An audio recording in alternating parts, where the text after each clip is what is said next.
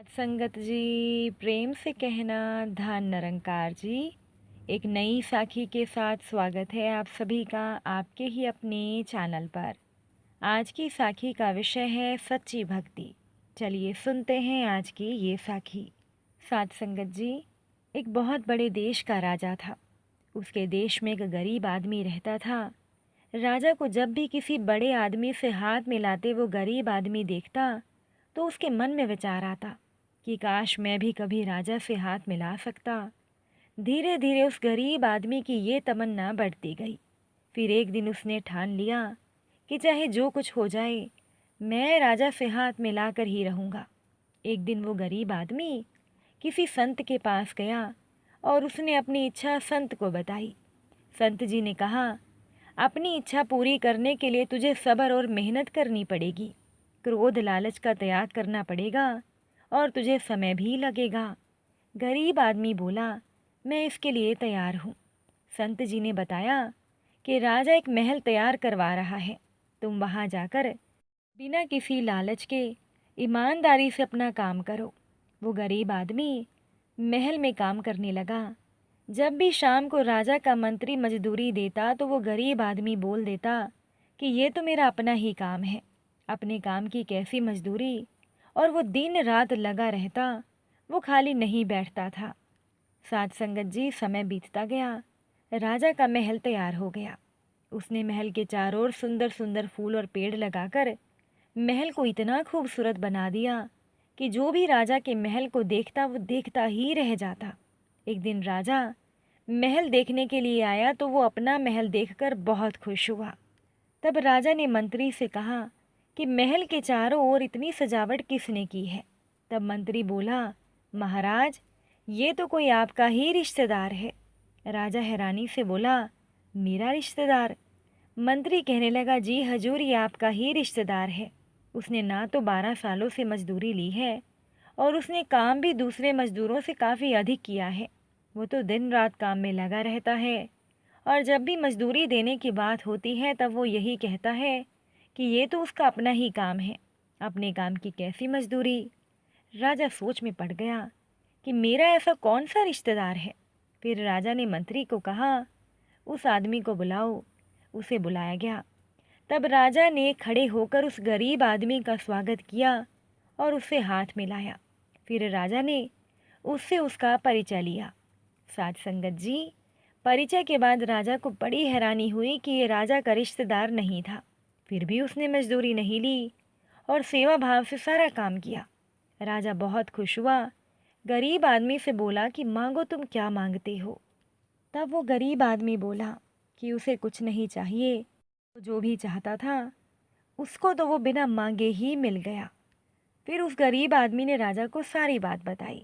तब राजा ने कहा कि अब तेरा मुझसे हाथ मिल गया है, अब तू बेपरवाह है, सब सुख तेरे अधीन है, अब तू भी बादशाह है, जो कुछ मेरा है वो अब तेरा है। साथ संगत जी, यही बात तो हम पर भी लागू होती है। हमें भी इस परम पिता परमात्मा की भक्ति को जी जान से दिल लगाकर पूरी ईमानदारी से सिर्फ भगवान को प्राप्त करने के लिए भक्ति करनी चाहिए। और अगर हमें एक बार भगवान मिल गए तो फिर हमें कोई कमी नहीं रहेगी। अगर एक दुनिया का राजा खुश होकर किसी गरीब को इतना कुछ दे सकता है तो ज़रा सोचिए कि खुद मालिक परमात्मा से हाथ मिलाने पर क्या हमें कोई कमी रहेगी। इसीलिए हमें अपने भगवान को खुश करना चाहिए, चाहे हम जैसे भी करें, और यही हमारी सच्ची भक्ति है। उससे हाथ मिलाकर उसके जैसे हो जाओ। वो बादशाह है तो वो तुम्हें भी बादशाह बना देगा। बस हमें भी एक सच्ची भक्ति की ज़रूरत है। एक बड़ा गरीब आदमी था जो कि अपाहिज था। वो गरीब आदमी एक गांव में रहता था। वहाँ के लोग उसकी कान्हा भक्ति को देखकर उसे पागल कहते थे, क्योंकि वो गरीब आदमी कान्हा से बहुत प्यार करता था। वो रोज़ सुबह 10 किलोमीटर कान्हा के मंदिर के लिए निकलता, लेकिन वो कुछ ज़्यादा नहीं चल पाता था। उसके पाँव छिल जाते थे, उसकी बाजुओं में बेशाखी से छाले पड़ जाते थे। उसे लोग चिढ़ाते थे कि यह अपाहिज क्या 10 किलोमीटर भगवान के मंदिर जा पाएगा। सब उस पर हंसते, उसका मजाक बनाते। पर साथ संगत जी, वो अपाहिज रुकता नहीं था। कभी हाथों के बल तो कभी पूरे जिस्म से रगड़कर आगे बढ़ता था। वो भगवान कृष्ण का परम भक्त था। जब वो टूट जाता, बिल्कुल भी नहीं हिल पाता था, तो वो कान्हा को पुकारता और बोलता, भगवान, मैं आपके मंदिर कभी नहीं आ पाऊंगा। फिर वो रोने लगता और फिर रास्ते में कोई भी पत्थर पड़ा हुआ वो उठाता और जहाँ होता वहीं वो कान्हा को पूछ कर भगवान की भक्ति में लग जाता। हैरानी तो तब होती थी कि जिस जगह वो कान्हा को पूजता था उसी जगह कान्हा का मंदिर बन जाता था और खुद भगवान कृष्ण उसके पास आते और उसकी भक्ति से प्रसन्न होकर कहते कि मांगो वत्स, तुम्हें क्या चाहिए। पर वो अपाहिज भगवान से कुछ भी नहीं कहता था, बस वो भगवान की पूजा में लग जाता। साथ संगत जी, एक दिन की बात है कि वो अपाहिज मंदिर के लिए निकला तो रास्ते में उसके गांव के लोगों ने उसे घेर लिया। वो लोग उसे मारने लगे, कहने लगे कि तू अफवाह फैलाता है कि कान्हा का मंदिर तेरे सामने बनता है, कान्हा तेरे सामने प्रकट होते हैं। तेरे जैसा अपाहिज आज तक 1 किलोमीटर भी नहीं चल पाया, तो तू कहाँ से 10 किलोमीटर दूर कान्हा जी के मंदिर पहुँच गया। गांव वालों ने उस अपाहिज को बहुत मारा, उसकी बैसाखी तोड़ दी।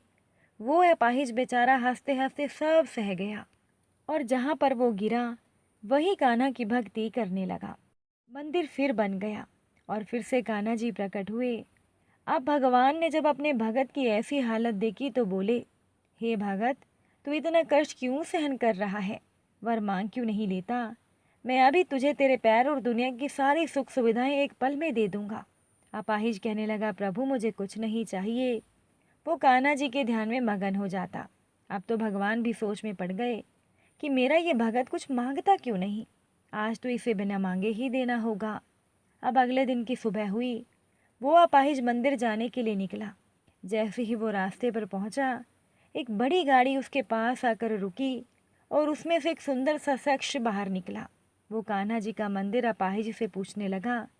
अपाहिज ने उसे रास्ता बताया और बोला, मैं भी वहीं जा रहा हूँ, आप पहुँचिए, मैं भी आता हूँ।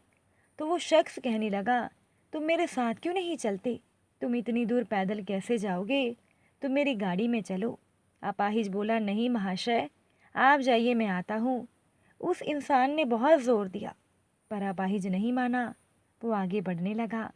जैसे ही वो थोड़ी दूर पहुँचा, उसे रास्ते में सोने से भरा हुआ एक मटका दिखाई दिया।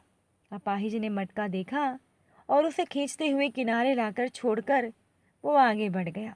बढ़ते बढ़ते उसे रास्ते पर एक सुंदर भवन दिखाई दिया।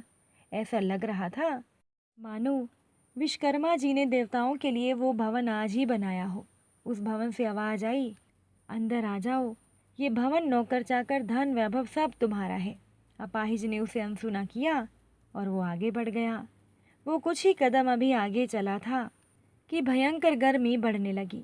अपाहिज का सारा शरीर तपने लगा। वो थक कर चूर हो गया, पसीने से लथपथ हो गया। फिर भी उसने हार नहीं मानी। वो जिस्म के बल रगड़ने लगा, आगे बढ़ने लगा। रगड़ते रगड़ते वो इतना थक गया कि वो वहीं बैठ गया और पत्थर उठाकर उसे अपने कान्हा जी की तरह पूजने लगा। वहाँ मंदिर बन गया। कान्हा दौड़े चले आए और उन्होंने आते ही अपाहिज को कहा, हे भगत, आज मैंने तुझे दुनिया के इतने ऐश्वर्य देने चाहे पर तूने सब ठुकरा दिए। तूने ऐसा क्यों किया? कान्हा जी ने अपाहिज को पूछा। अपाहिज ने कहा, हे प्रभु, आपने गाड़ी भेजी पर आप ये क्यों भूल गए कि मेरे चिंतन मात्र से आप दौड़े चले आते हैं, मुझे चल पाता ना देख। तो बताओ, मैं गाड़ी में बैठकर आपकी मूर्ति देखने आता, जबकि मेरे प्रभु तो मेरे सामने प्रकट हो जाते हैं। आपने सोने की मुद्राएं दी, वो मेरे किस काम की जिसमें आपका नाम ना हो? वो भवन किस काम का जिसे पाने के बाद आप मुझे दिखाई ना दें? उससे अच्छा तो मेरा ये जीवन है जिसमें आप मेरे लिए आ जाते हैं।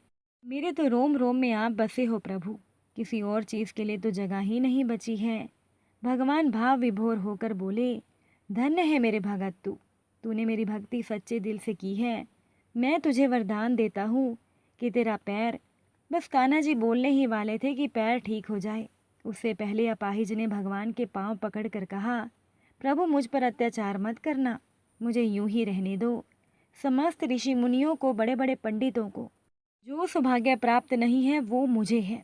मेरे कष्ट को देखकर आप अपना मंदिर, आप स्वयं यहाँ दौड़े चले आते हैं। बस इससे ज़्यादा मुझे और कुछ नहीं चाहिए। ये मेरे लिए असंख्य वरदान है, ये मुझसे मत छीनिए।